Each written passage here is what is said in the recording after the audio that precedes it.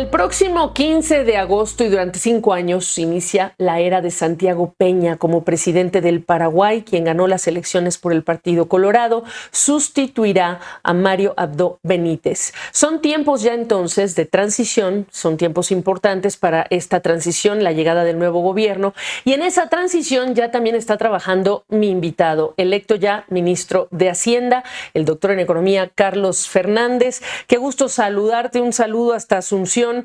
Nos conocimos, debo decirle a la audiencia, en el año 2015 en Lima, en aquella reunión del Banco Mundial y del Fondo Monetario Internacional. Santiago Peña, hoy presidente electo, era ministro de Hacienda y nuestro invitado Carlos Fernández era el presidente del Banco Central de Paraguay.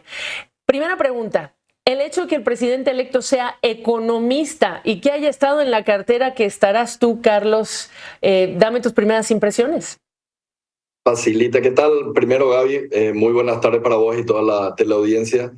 Facilita enormemente, ¿verdad? A Santiago lo conozco desde hace más de 20 años y por lo general estuvimos trabajando mucho nosotros, tanto acá en el Banco Central en conjunto, en el Fondo Monetario también, luego en el gobierno, nuevamente en el Banco Central y después él como ministro de Hacienda. Como si no fuera poco, trabajamos en el sector privado también.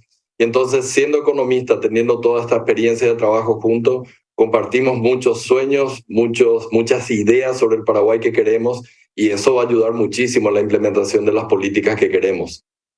Háblame de la conformación del legislativo, ¿lo tienen a su favor? Sí, en este momento el Partido Colorado per se tiene una mayoría propia tanto en la Cámara de Diputados como en la Cámara de Senadores. Eso lógicamente va a facilitar algunas cuestiones como por ejemplo pasar algunas leyes para reformas que van a ser muy importantes para el futuro de Paraguay, pero también se consiguió porque se eligen lógicamente presidente del Senado, presidente de diputados, vicepresidente. Se consiguió algo más que la simple mayoría del Partido Colorado. Hubieron gente de otros partidos políticos que se sumaron en la elección de ambos presidentes de cámaras. Entonces, digamos, la cuestión política, por lo menos en esta primera luna de miel que vamos a tener, no creo que sea un factor relevante para impedir las reformas. Y de hecho, algunas de ellas ya estamos empezando a trabajar y una de ellas ya se aprobó en Cámara de Diputados. Bueno, antes de que me hables de reformas, está claro que la gente pensó mucho en la economía cuando fue a votar. ¿Qué metas tienes de corto plazo pensando en el ciudadano? Y luego hablamos de las de largo plazo. Tenés razón, el ciudadano común vino a votar por la cuestión del bolsillo. Entonces, el moto el eslogan de la presidencia o de la campaña presidencial fue "vamos a estar mejor".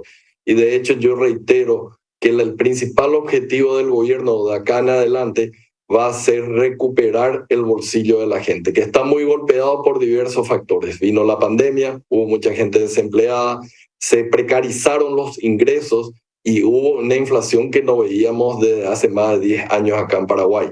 Entonces, lógicamente, tenemos que ir atacando de a poco diversas cuestiones de tal manera a mejorar el poder adquisitivo de la gente.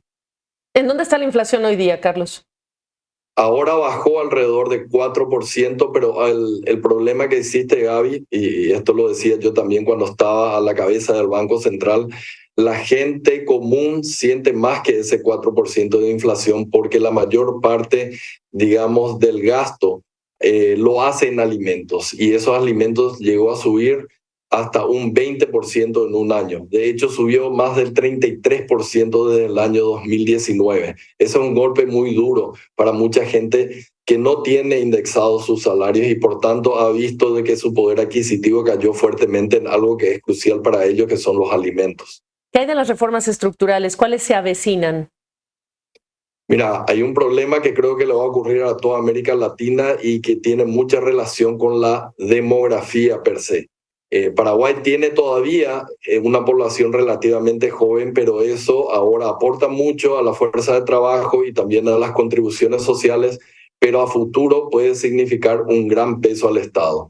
Necesitamos nosotros empezar a revisar algunas de estas pensiones o fondos de pensiones o cajas de jubilaciones cuyas reglas no son uniformes a través de todos los contribuyentes y por tanto hay mucha inequidad. Y en el caso particular de la caja fiscal, que es donde están los funcionarios públicos, genera un déficit anual de alrededor de $200 millones por año. Entonces, hasta el momento manejable, pero lógicamente es insostenible que esto siga creciendo porque se lleva gran parte de los impuestos que puede dedicarse a salud y educación. Entiendo. Cuando hablamos de, por ejemplo, reformas a las pensiones, tenemos casos muy claros de presión social. Francia es el más dramático, pero también estamos hablando de un proyecto que quiere pasar el gobierno de Gustavo Petro. Háblame de esa presión social, del momento económico del ciudadano y cuánto anticipan ya ustedes que puede haber rechazo, resistencia a los cambios que quieren hacer. Sí, lógicamente eso tiene implicancias sociales y tiene implicancias legales, Gaby. Nosotros somos conscientes de ambas cosas. Entonces, una de las cuestiones que yo enfatizo mucho es que acá se van a respetar los derechos adquiridos. No se le puede cambiar la regla a los 90 minutos de juego a aquella persona que se está, digamos, por jubilar. Como el déficit está todavía relativamente contenido en Paraguay, las reformas no están dirigidas a tener un impacto inmediato en la caja fiscal, sino un efecto en el mediano plazo. Por ello es que van a entrar a regir cualquier tipo de reforma que se haga a gente que va a entrar recién en la función pública, digamos, si se aprueban 2024 en el año 2025. Entonces, se evita de que esas personas que tengan derechos adquiridos tengan algún tipo de daño con respecto a esos derechos y por el contrario, se garantiza que esos derechos van a ser cumplidos a futuro porque van a existir los fondos para su jubilación. Yo creo que esa es la clave para hacer este tipo de reformas.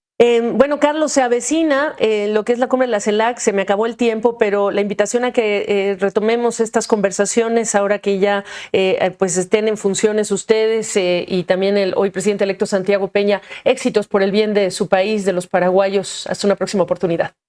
Muchísimas gracias. Regresamos.